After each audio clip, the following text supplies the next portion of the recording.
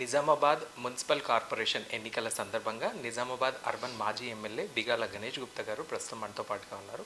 వారితో మాట్లాడే ప్రయత్నం చేద్దాం. నమస్తే సార్. నమస్తే. సార్, నిజామాబాద్ మున్సిపల్ కార్పొరేషన్ ఎన్నికల సందర్భంగా మీరు నిజామాబాద్ నగరంలో కార్నర్ మీటింగ్స్ అటెండ్ అవుతూ ఉన్నారు. మరి నిజామాబాద్ నగరంలో ఇప్పటికీ ఏ ఎమ్మెల్యేకి రాని పేరు మిస్టర్ డెవలప్మెంట్ అని చాలా మంచి పేరుని మీరు సంపాదించుకున్నారు.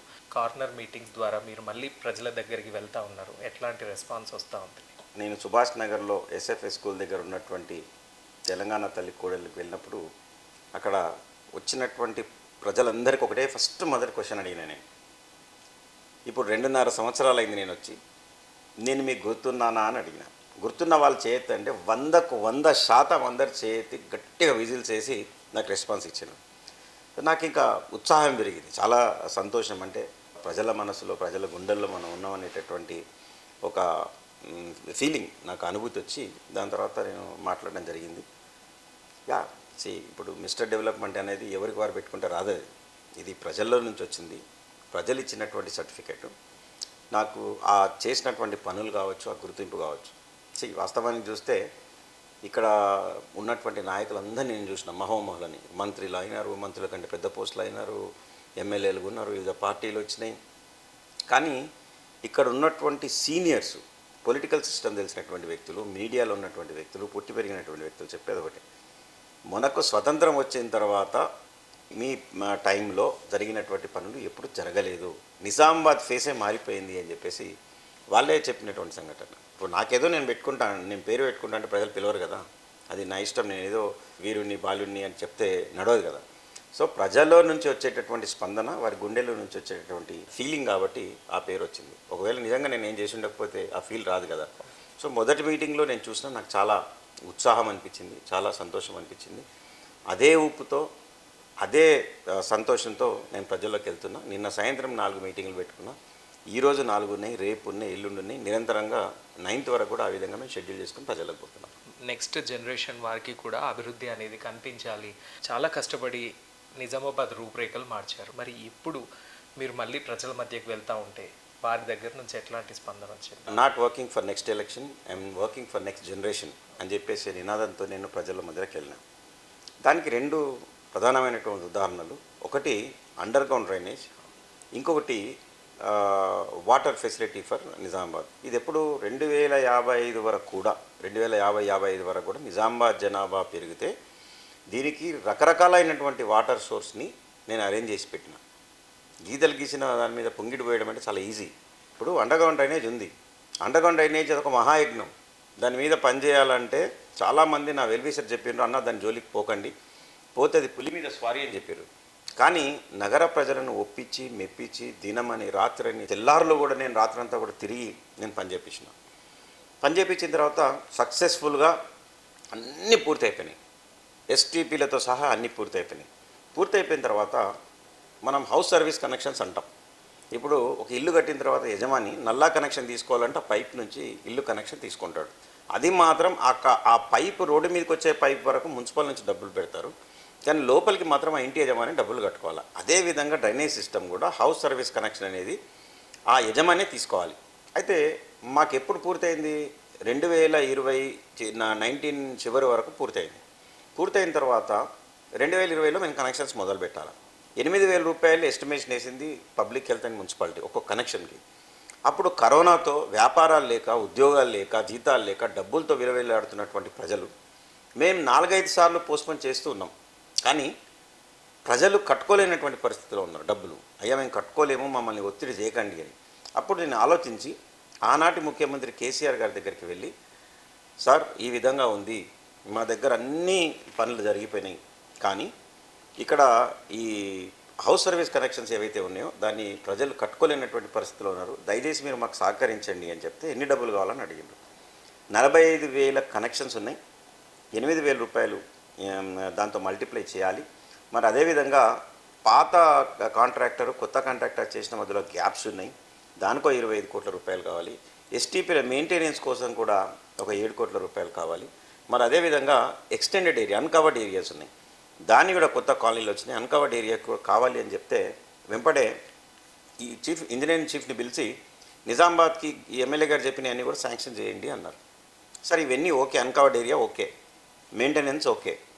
ఈ మెయింటెనెన్స్ కూడా మనం డబ్బులు ఇవ్వద్దు సార్, ఇవి ప్రజల నుంచి వచ్చినటువంటి డబ్బులతోనే మెయింటెనెన్స్ చేయాలి. హౌస్ సర్వీస్ కనెక్షన్ అనేది ఆ ఇంటి యజమాని కట్టుకోవాలని ఆయన చెప్పినప్పుడు ఒకటే చెప్పారు ముఖ్యమంత్రి గారు, ఏది చేసినా కడుపు నిండా చేయాలి, పూర్తి సంతృప్తినిచ్చే విధంగా చేయాలి. అవునయ్యా, మనం హౌస్ సర్వీస్ కనెక్షన్ తీసుకోకపోతే అసలు ఈ సిస్టమ్ పెట్టేందుకు దండగ కదా అని చెప్పారు. చెప్తే నేను ఎస్డిఎఫ్ నుంచి నేను ఇచ్చేస్తున్నాను మీకు అని చెప్పేసి ముఖ్యమంత్రి గారు అంటే, అప్పుడు ఏఎన్సీ గారు ఒక ప్రపోజల్ చెప్పారు. సార్, మనకు అమృత్ నుంచి డబ్బులు రావాలా, ఈ ప్రపోజల్ నేను పంపిస్తాను, ఒకవేళ కేంద్ర ప్రభుత్వం యాక్సెప్ట్ చేసి ఒప్పుకుంటే ఓకే, లేదంటే తమరి దగ్గర నుంచి తీసుకుందాం సార్ అని చెప్పారు. అంటే అమృత్ అన్నంత మాత్రాన బీజేపీ వాళ్ళు రేపు నా వీడియో చూసి అనొచ్చు, మా అమృత్ నుంచి వచ్చినాయి చూడండి గణేష్ బిగాల గారు చెప్పారని. కేవలం 33% నిధులు మాత్రమే కేంద్ర ప్రభుత్వం, 56% state government, balance ULB share, అంటే urban local body municipal share అనమాట. అంటే దాదాపు 67% మొత్తం కూడా స్టేట్ గవర్నమెంటు ఇక్కడ నుంచి పెట్టుకుంది. ఇది దాదాపు నేను 400 కోట్ల రూపాయలు శాంక్షన్ చేసి టెండర్లు చేపించి పనులకు సిద్ధంగా ఉన్నప్పుడు కోడ్ వచ్చింది, మా ఎలక్షన్స్ అయిపోయింది. 6 నెలల క్రితం షబీర్ అలీ గారు ప్రెస్ మీట్ పెట్టి ఆయన మాట్లాడతాడు, 400 కోట్ల రూపాయలు మేము తీసుకొచ్చినామని చెప్పేసి. అంటే నేను దాన్ని తీవ్రంగా ఖండించిన. బాబు, 400 కోట్ల రూపాయలు తీసుకొచ్చింది మీరు కాదు, మేము. దానికి టెండర్లు చేయించింది మేము, ఎస్టిమేషన్ లేపించింది మేము, పనులు తీసుకొచ్చింది మేము, దాని వివరాలు కావాలంటే ప్రతి ఒక్కటి నేను నీకు ఇస్తాను, నువ్వుగా చేసింది మేము అని చెప్పేసి నేను చెప్పిన. మళ్ళీ అదేవిధంగా మిషన్ భగీరథ మనకి ఏదైతే శ్రీరామ్ సాగర్ నుంచి వచ్చేటటువంటి వాటర్ ఉన్నాయో, డెడ్ స్టోరేజ్, దాని నుంచి తిలక్ గార్డెన్ వరకు ఒక పెద్ద పైప్ లైన్ తీసుకొచ్చి అక్కడ తిలక్ గార్డెన్లో బ్యాలెన్సింగ్ రిజర్వాయర్ పెట్టి అక్కడి నుంచి మొత్తం వాటర్ సప్లై చేసేది ఇదంతా పెట్టినాం. సరే, ఇది ప్రజలకు చాలా విషయాలు తెలియదు యాక్చువల్లీ. నేను అలీసాగర్ నుంచి కూడా ఒక పెద్ద పైప్ లైన్ తీసుకొచ్చి రఘునాథ్ చెరువు దగ్గర ఫిల్టర్ బెడ్స్ కల్పించిన 32 కోట్ల రూపాయలు పెట్టి. ఇవన్నీ ఆషామాషి విషయాలు కాదు. అంటే ప్రజలకు పైన కనిపించేవి, భూమి పైన కనిపించే పనులు ఎన్ని ఉన్నాయో భూమి లోపల కనిపించని మేము చాలా చేసినాం. ఇంటిగ్రేటెడ్ కలెక్టరేట్, పక్కనే ఐటీ హబ్, దాని పక్కనే న్యాక్ బిల్డింగు, గిరిరాజ్ కాలేజు. ఎప్పుడో గిరిరాజ్ అనేటటువంటి వ్యక్తి 1950s 40s గిరిరాజ్ కాలేజ్ కట్టించిండు. దాని తర్వాత సెకండ్ బ్లాక్ కట్టించినటువంటి క్రెడిట్ డెఫినెట్గా కేసీఆర్ గారి ప్రభుత్వానికే పోతుంది. దాని కాంపౌండ్ వాళ్ళు కట్టించినటువంటి ఘనత కూడా కేసీఆర్ గారికే పోతుంది. దాని తర్వాత ఒక అండర్ పాస్ చేసినాం, రైల్వే అండర్ పాస్ చేసినాం విజయ్ టాకీస్ దగ్గర, లేదా ప్రజలు చాలా ఇబ్బంది పడేవాళ్ళు. దాని తర్వాత మంచి బ్యూటిఫుల్ మున్సిపల్ బిల్డింగ్ కట్టినాం, మినీ ట్యాంక్ బండ్ కట్టినాం, మళ్ళీ వైకుంఠ ధామాలు కట్టినాం, 25 కిలోమీటర్ల సెంటర్ మీడియన్లు కట్టినాం, సెంటర్ లైటింగ్ పెట్టినాం, అందమైనటువంటి చెట్లు పెట్టినాం, కూడళ్ళు పెట్టినాం. అయితే దీంట్లో బాధాకరమైనటువంటి విషయం ఏంటంటే, షబ్బీర్ అలీ గారు వచ్చేమో తన అకౌంట్లు వేసుకోవాలని చూస్తాడు, ధన్పాల్ సూర్యనారాయణ గారు వచ్చేమో 100 కోట్ల రూపాయలు నేను తీసుకొచ్చానని చెప్తాడు.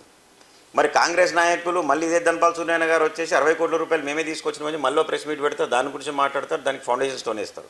అంటే వాళ్ళు సిగ్గుపడాలి, నిజంగా నాయకులు సిగ్గుపడాలి. నిజంగా అది బీజేపీ కావచ్చు, కాంగ్రెస్ కావచ్చు, నేను ముమ్మాటికి నేను చెప్తున్నా, 425 కోట్ల రూపాయలు మేము తీసుకొచ్చి 2 సంవత్సరాల క్రితం తీసుకొస్తే దాన్ని వాడుకునేటటువంటి తెలివి కూడా వీళ్ళకి లేదు.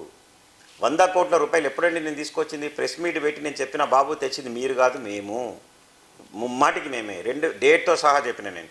2022 సెప్టెంబర్ 5వ తేదీ ఇంటిగ్రేటెడ్ కలెక్టరేట్ ప్రారంభోత్సవానికి ఆనాటి ముఖ్యమంత్రి కేసీఆర్ గారు వచ్చినప్పుడు వారు ప్రకటన చేసి 100 కోట్ల రూపాయలు ఒక నెల లోపలనే జీవో ఇచ్చిర్రు. ఆ జీవో కాపీని కూడా నేను ప్రెస్ వాళ్ళకి పెట్టిన. మళ్ళీ టెండర్లు అయిపోయినాయి, అగ్రిమెంట్లు అయిపోయినాయి, డివిజన్కి 1 కోటి రూపాయలు ఇచ్చిన. దాని తర్వాత అవన్నీ ఫౌండేషన్ స్టోన్స్ కూడా నేను వేసిన.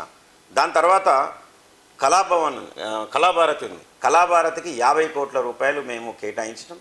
50 కోట్ల రూపాయలతో ఆనాటి ఐటీ శాఖ మంత్రి, పురపాలక శాఖ మంత్రి కేటీఆర్ గారు వచ్చి ఫౌండేషన్ స్టోన్ వేసిండ్రు.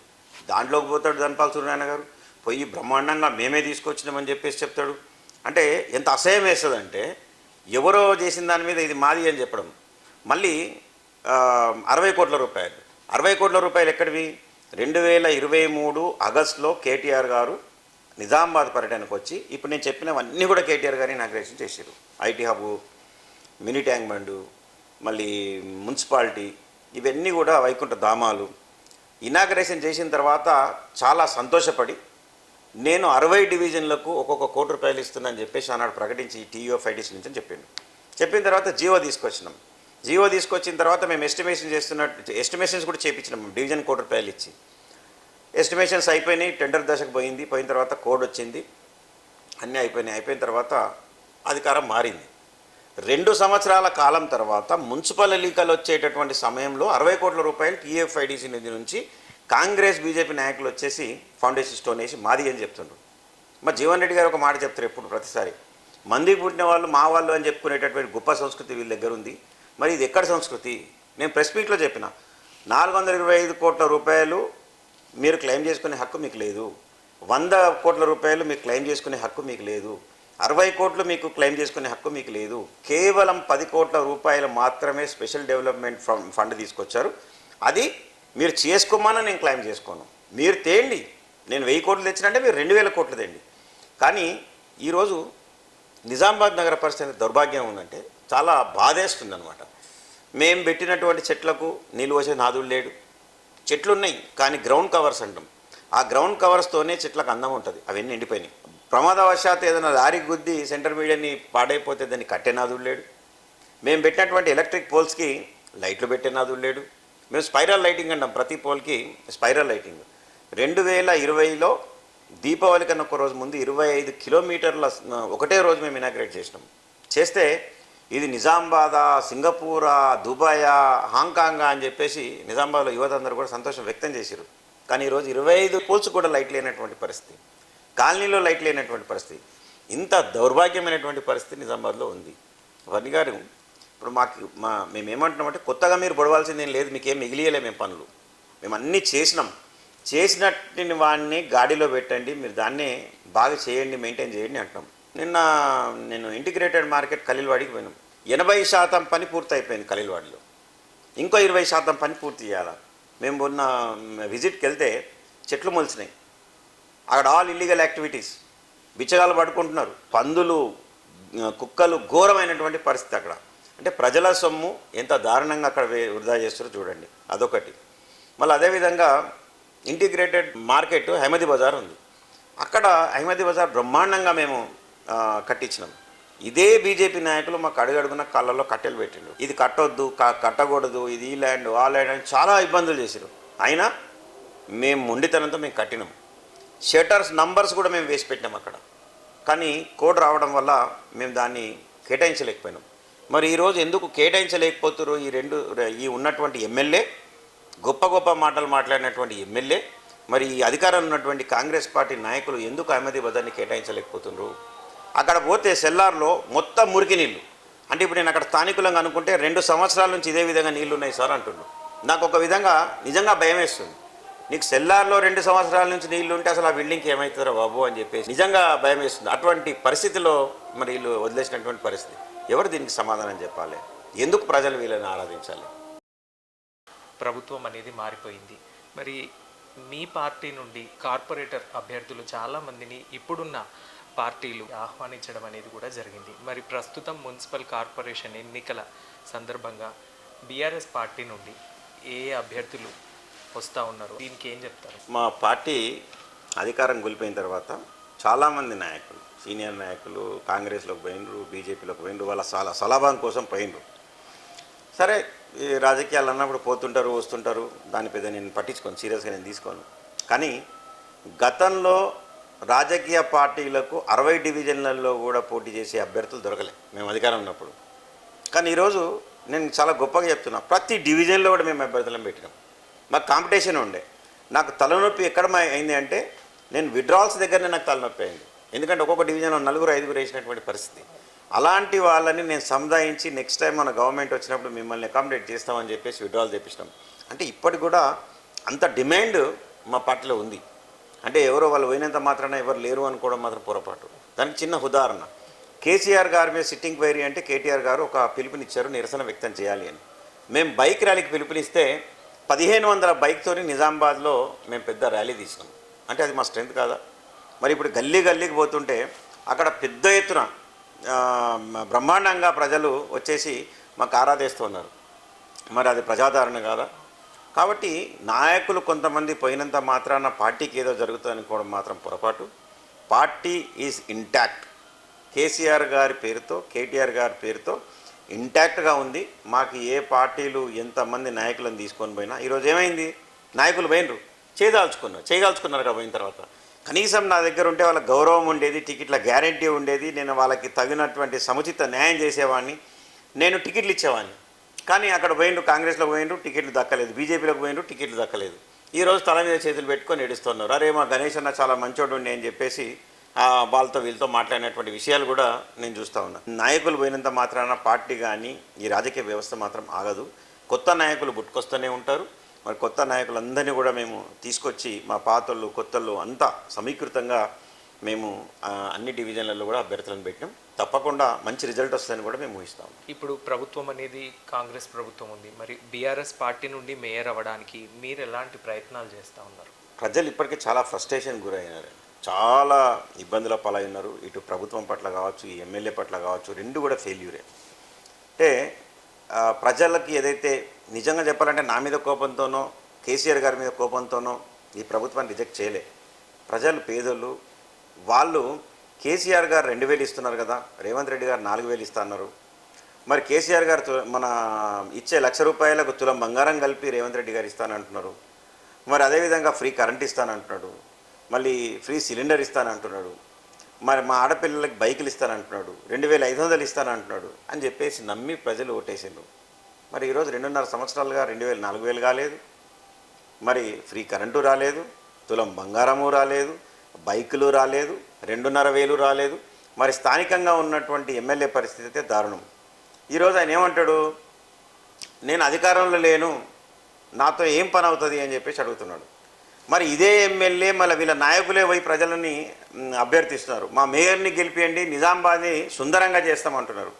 నువ్వు ఎమ్మెల్యే గెలిపిస్తేనే నువ్వు ఏం చేయలేనటువంటి పరిస్థితులు ఉన్న నీకు మరి మేయర్ని గెలిపిస్తే మీరు ఏం ఉద్ధరిస్తారు? అప్పుడు అంటే నువ్వు ప్రభుత్వాన్ని మారుస్తావా? అంటే ప్రభుత్వాన్ని మార్చే సత్తా మీకు ఏమనుందా? ఓవర్ నైట్గా మీ మేయర్ రాగానే మీరు ప్రభుత్వాన్ని ఏమైనా మారుస్తారా? అది లేదు, ఇది లేదు. ఎట్టి పరిస్థితుల్లో మీతోనేం కాదు. ప్రజలు ఇప్పటికే 2.5 సంవత్సరాలు ఇచ్చినటువంటి సమయంలో మీరు ఏదో చేస్తారనుకున్నారు కానీ ఏమీ చేయలేకపోయినా ఒక ఫెయిల్యూర్ ఎమ్మెల్యేగా మిగిలిపోయారని చెప్పేసి నేను గట్టిగా చెప్తా ఉన్నా. మరి అదేవిధంగా Congress party as a party it's a failure. ఒకవేళ ఎమ్మెల్యే బీజేపీ ఉన్నంత మాత్రాన కాంగ్రెస్ నాయకత్వం లేదా, కాంగ్రెస్ నాయకులు లేరా? మరి ఎందుకు ఈ పనులన్నీ చేయడం లేదు? నేను చెప్పినటువంటి లిస్ట్ అయినటువంటి పనులు, అరే కనీసం మాస్టర్ ప్లాన్ అండి, మాస్టర్ ప్లాన్. ఇప్పుడు మిగతా వాటికి రాష్ట్రంలో ఆర్థిక ఇబ్బందులు ఉన్నాయి అన్నారు. సరే, ఆర్థిక ఇబ్బందులు మేము ఒప్పుకుంటాం. మీకు డబ్బులు రాలే, 2.5 సంవత్సరాల్లో కేవలం 10 కోట్లు తెచ్చి మేము ఒప్పుకుంటాం. మీ మాస్టర్ ప్లాన్కి బడ్జెట్ దేనికి కావాలి? కనీసం నేను మొత్తం తీసేసి అరటిపండు తొక్క తీసి నోట్లో పెట్టి నమలరా బాబు అంటే మేము నమ్మలే పరిస్థితులు మీరు లేరు. కేవలం ముఖ్యమంత్రి సిగ్నేచర్ మాత్రమే మాస్టర్ ప్లాన్కి కావాలా? ఎందుకు మరి ఈ ఎమ్మెల్యే ఈ కాంగ్రెస్ నాయకులు చేపియలేకపోతున్నారు? వీళ్ళకా మేయర్ అడిగేటటువంటి హక్కు? మరి మేము 2 సార్లు మేము మేయర్ తీసుకున్నాం, 2 సార్లు నిజామాబాద్ని ఉన్నత స్థాయిలో పెట్టాం తెలంగాణ రాష్ట్రంలో. మేము అడిగేటటువంటి హక్కు మాకుంది. మేము ప్రజల దగ్గర పోతున్నాం, అడుగుతున్నాం, అప్పీల్ చేస్తున్నాం. దయచేసి మాకు ఇంకోసారి 3వ అవకాశం ఇవ్వండి. మాకు పని చేసేటటువంటి తెలివి సత్తా మాకుంది కాబట్టి మేము ఆల్రెడీ 10 సంవత్సరాల్లో మమ్మల్ని మేము ప్రూవ్ చేసుకున్నాం. కాబట్టి మీరు మళ్ళీ అవకాశం ఇచ్చినట్టయితే ఈ పనులన్నీ కూడా మేము గాడిలో పెడతామని చెప్పేసి మేము ప్రజలకు మాటిస్తున్నాం. 100 కోట్లు నిజామాబాద్ నగర అభివృద్ధి కోసమని మీరు ఎమ్మెల్యే హోదాలో తీసుకొని రావడం, డెవలప్ చేయడం చూసి ఇప్పుడున్న పరిస్థితులు చూస్తే ఏమనిపిస్తుంది సార్? 3-4 ఇంపార్టెంట్ పాయింట్ చెప్తా. ఒకటి, ప్రజలు ఇచ్చినటువంటి సమయాన్ని వృధా చేయకుండా 100 కోట్ల రూపాయలు నేను తీసుకొచ్చేసి అభివృద్ధిని చేయడం ఒకటి. రెండవది, కేసీఆర్ గారు ఇచ్చినటువంటి చెక్కులతో పాటు నా సొంత డబ్బులతో పెళ్లి కూతురికి చీర, పెళ్లి కొడుకుకి ఒక ప్యాంటు షర్టు. నాకు బట్టల షాపులు లేవు, ఈ ఎమ్మెల్యేకు ఉన్నాయి బట్టల షాపులు కానీ నాకు లేవు. కానీ ఆయన ఇస్తలేడు, నేను ఇచ్చిన. దాంతోపాటు 20,000 మందికి నేను నిజామాబాద్లో నేను బట్టలు ఇచ్చిన. మరి అదేవిధంగా ఉమెన్స్ డే సెలబ్రేషన్, సో మన ప్రపంచ మహిళా దినోత్సవం సందర్భంగా ఆర్పీలు కానీ, ఆశా వర్కర్లు కానీ, అంగన్వాడీ టీచర్స్ కానీ 3 రోజులు ఒక పండగ వాతావరణాన్ని రాజీవ్ గాంధీ ఆడిటోరియంలో మేము చేసేవాళ్ళం. చేసి వాళ్ళతో ఒక మంచి మాటలు చెప్పి వాళ్ళకు భోజనాలు పెట్టి సహపంక్తి భోజనం చేసి వాళ్ళకు పట్టు చీరలు కొనిచ్చి, ఎలక్షన్ స్టంట్ కాదు ఇది, కేవలం ఎలక్షన్ సంవత్సరమే కాదు, ప్రతి సంవత్సరం మేము ఈ విధంగా చేసినాం. మరి వాళ్ళకు కూడా ఈరోజు మహిళా దినోత్సవాన్ని ఎంతోమంది బాధపడుతున్నారు. మహిళా దినోత్సవం రోజు నేను వాళ్ళని విష్ చేయాలి, కానీ వాళ్ళు నాకు ఫోన్ చేస్తున్నారు, అన్న మిమ్మల్ని మిస్ చేస్తుంటామన్నా, మమ్మల్ని ఆదరించేటోడు ఎవ్వరు లేరన్నా ఇక్కడ అని చెప్పేసి. మరి ఉన్నాయి కదా నీకు బట్టల షాపులు, ఇయ్యు తీసుకొచ్చి మహిళా దినోత్సవం రోజు చీరలు పంచు. మరి ఎందుకు పంచవు? నాకు లేవు, నేను బయట నుంచి కొనుక్కొచ్చి పెట్టిన. నేను ఆ రోజు అన్నావు కదా ఎలక్షన్లో, నేను ట్రస్ట్ పెడతాను, ఒకవేళ ప్రభుత్వం నుంచి డబ్బులు రాకపోతే నేను ట్రస్ట్ పెట్టి నేను ట్రస్ట్ ద్వారా సేవలు అందిస్తా అని చెప్పినటువంటి ధన్పాల్ సూర్యనారాయణ గారు ఎందుకు ఈరోజు మహిళా దినోత్సవం రోజు పట్టు చీరలు నేను మంచినట్టు పంచడం లేదు? ఎందుకు ప్రతి చెక్కుతో బట్టలు ఇవ్వడం లేదని చెప్పేసి నేను ప్రశ్నిస్తూ ఉన్నా. మరి ఇదే కాకుండా కరోనా సమయంలో సేవలు అందించినటువంటి మున్సిపల్ 4th క్లాస్ ఎంప్లాయీస్ అందరికి కూడా అప్పుడు నేను 41 రోజులు నిరంతరంగా నేను భోజనం పెట్టిన నా సొంత డబ్బులతో. హాస్పిటల్లో స్టాఫ్కి కానీ పోలీసుకి కానీ ఎమర్జెన్సీ సర్వీస్ అందరూ కూడా 41 రోజులు నేను పెట్టిన. అయితే మన పులి చూసి నక్కవాతలు పెట్టుకున్నట్టు ఒక 2 రోజులు ఈయన నా విధంగా చేయాలని చెప్పిండు. 2 రోజులకు అబ్బో చాలా డబ్బులు అయితే నేను చెప్పేసి దుకాణం మూసినటువంటి పరిస్థితి. ఇప్పుడు చాలామంది ఖలీల్వాడి హాస్పిటల్లో కూడా నేను భోజనం అందించిన.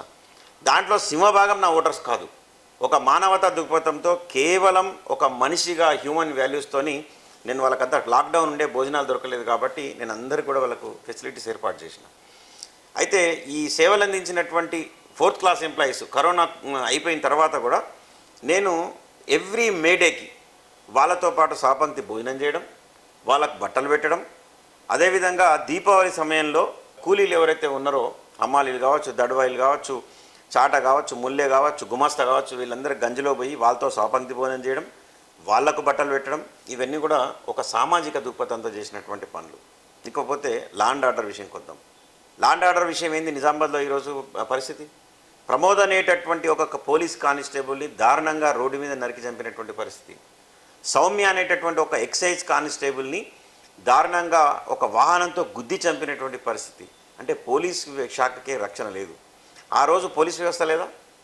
ఆ రోజు కలెక్టర్ లేడా? సిపి లేడా? ఎమ్మెల్యే లేరా? మరి ఆ రోజు రాజకీయ వ్యవస్థ లేదా? ఈ రోజు లేదా? ఎందుకు మరి ఇప్పుడు జరుగుతున్నాయి అంటే పొలిటికల్ మేనేజ్మెంట్.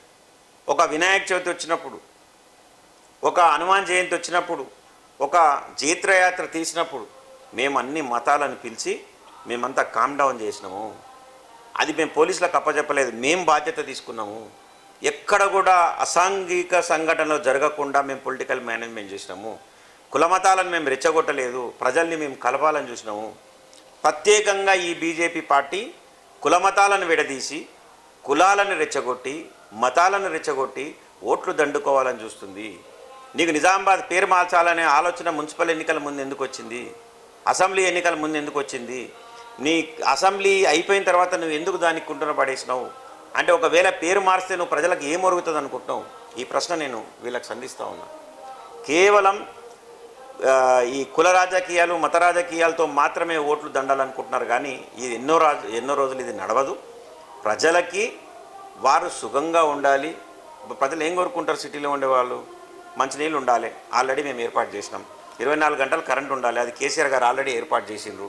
డ్రైనేజ్ వ్యవస్థ బాగుండాలి, అదే కేసీఆర్ గారు ఇచ్చినటువంటి నిధులతో మేము ఏర్పాటు చేసినాం. రోడ్ నెట్వర్క్ బాగుండాలి, అవి చేసినాం. గల్లీ గల్లీలో పార్కులు చేసినాం. అదేవిధంగా ఓపెన్ జిమ్ములు చేసినాం.